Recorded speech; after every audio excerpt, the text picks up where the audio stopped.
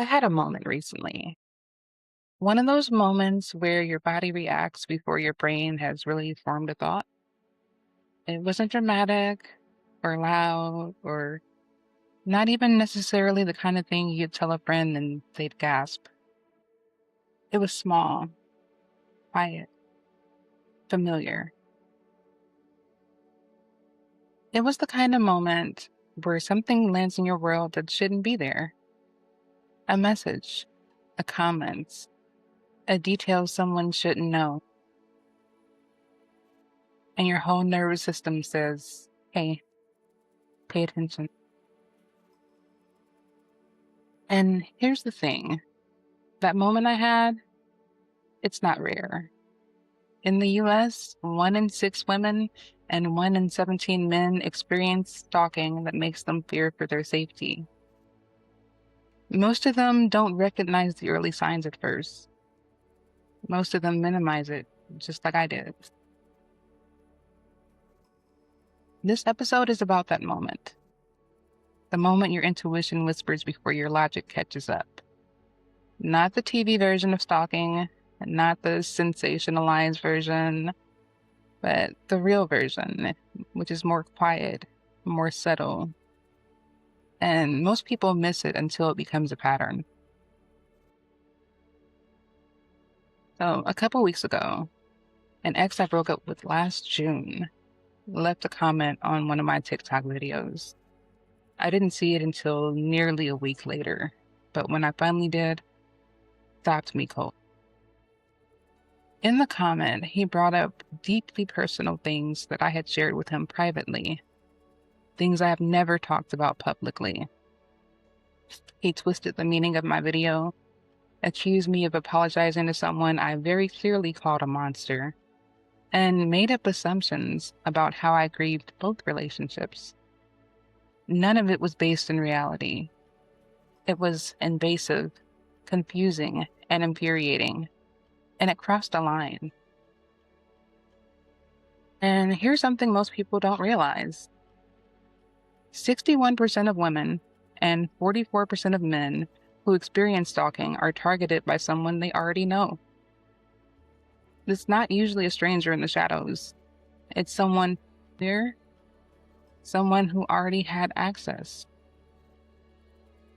So when I saw that comment, my brain tried to do the usual thing.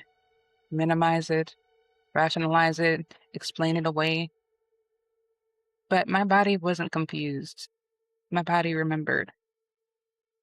Because once you've lived through stalking, once you've lived through someone tracking your movements, your routines, your silence, your distance, your nervous system becomes a historian. It recognizes the early chapters of a story you never want to read again. I sat there staring at my phone, feeling that familiar mix of annoyance, anger, and exhaustion.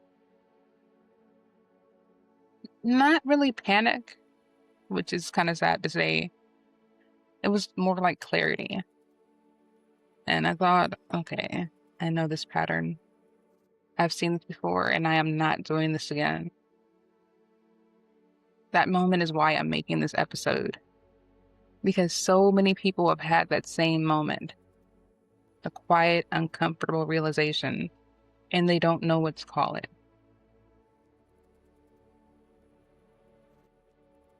So, let's talk about what stalking actually looks like.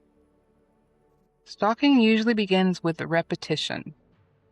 Not intensity or violence, repetition. Repeated messages, repeated check-ins, repeated coincidences, repeated boundary testing. In fact, the most common stalking behavior in the US is repeated unwanted messages. Texts, DMs, emails. It's mundane, it's subtle, and that's why people miss it. Nearly 70% of victims say the behavior lasted a month or longer before they realized it was a pattern. And 1 in 4 say it went on for over a year. Another thing that shows up a lot, technology-facilitated stalking. So, about 46% of victims experience some form of digital monitoring, tracking apps, social media surveillance, location access, or repeated online check-ins disguised as just being curious. And because it's subtle, people minimize it. We tell ourselves they're just awkward, they're just lonely, they're just trying to be nice, they don't mean any harm.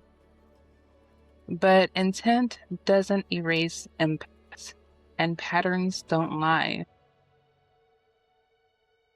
Another thing that shows up a lot: DARVO, deny, attack, reverse victim and offender. You set a boundary, and suddenly you're the villain. You pull away, suddenly they're the wounded one. You say, "This makes me uncomfortable," and suddenly you're overreacting. DARVO is designed to keep you confused, and confusion is the perfect environment for stalking to grow.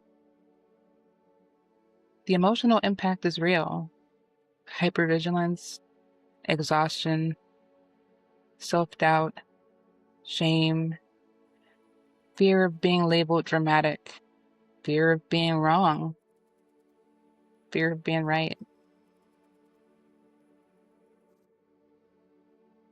And here's one more stat that matters: only about 40% of stalking victims ever report it. Not because it isn't serious, but because they think it's not serious enough yet, or they worry they won't be believed. And I mean, yeah, and sadly, law enforcement doesn't have the best track record when it comes to taking stalking seriously. So, what do we do with this awareness?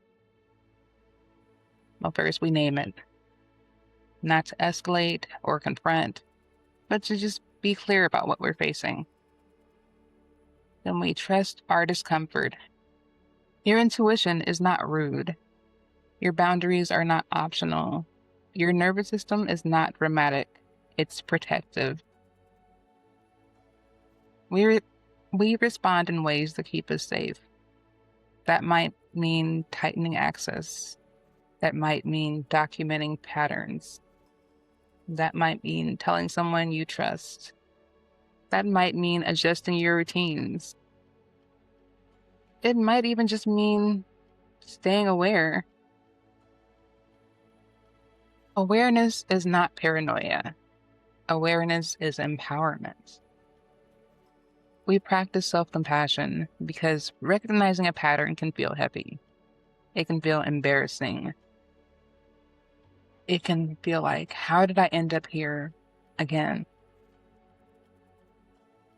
But you didn't end up anywhere. Someone crossed a boundary and you noticed. So I didn't ignore it this time. I didn't minimize it. I didn't gaslight myself. I just said, okay, I see what this is. And I adjusted. You deserve to feel safe. You deserve to trust yourself. You deserve to recognize patterns before they become stories. Before I let you go, just want to remind you that you can, if you'd like to keep in touch, you can follow me on Instagram, Threads, TikTok, and YouTube. My personal accounts are all under Awkward Rube. Um, and then on Instagram, we have Awkwardish Podcasts, and on YouTube, Awkwardish Pods. Thank you for being here with me today. I'll see you in the next episode.